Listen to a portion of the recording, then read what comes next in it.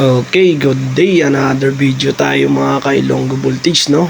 So, meron tayong gagawin dito. Mag-install tayo ng circuit breaker para sa power supply na ating gagawin na boom.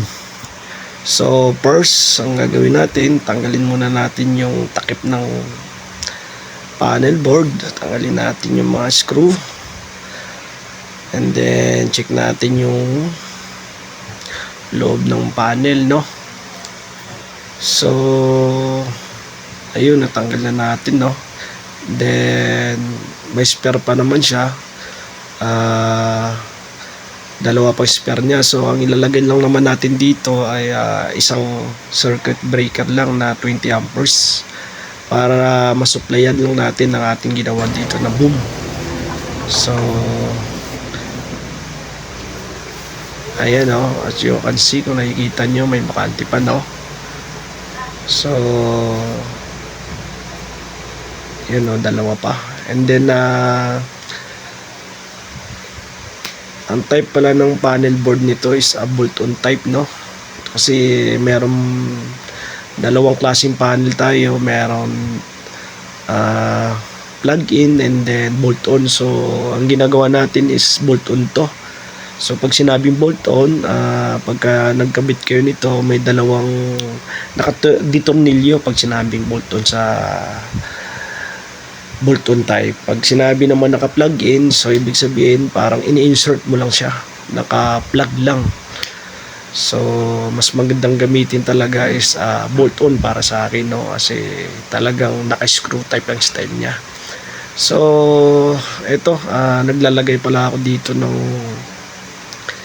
molding, no, para may pasok lang natin ang ating kable. So ayan, kung nakikita nyo, nakapasok na natin yung kable. Binutas ko lang dyan para makapasok ang kable natin sa panel, no.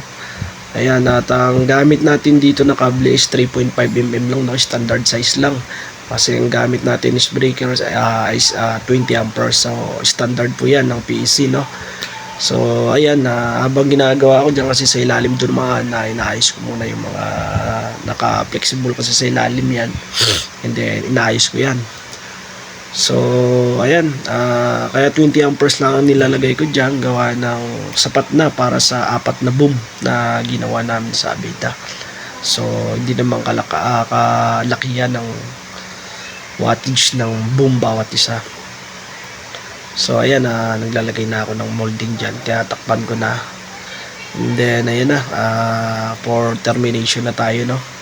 At saka ito pala, pag ako gumagawa kasi naglalagay ako ng terminal lag talaga sa bawat gawa ko. So ayan, naglalagay ako ng terminal lag para ang purpose ng terminal lag, pagka nagkabit tayo sa breaker, maganda yung pagpasok na hindi talaga siya malulos, at saka ma-screw mo na maayos, no. So ito pala, ang pagkakabit ko ng breaker dito, naka-live yan. So hindi ko siya pwedeng patayin gawa ng naka-operating dyan, naka-operation. So bawal patayin kasi nasa guard post tayo, so bawal patayin.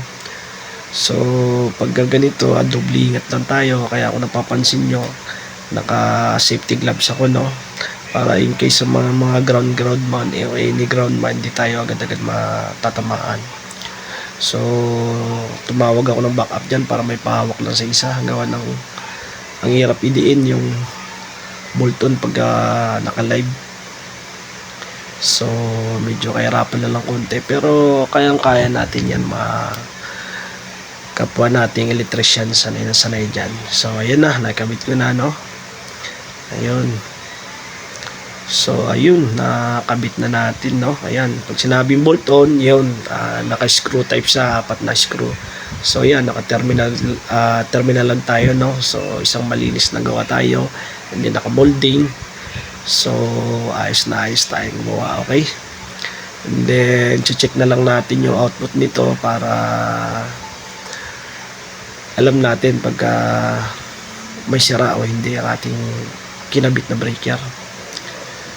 Okay, so for checking tayo, AC sa alternating current tayo check. So ayun, merong reading 230 volts.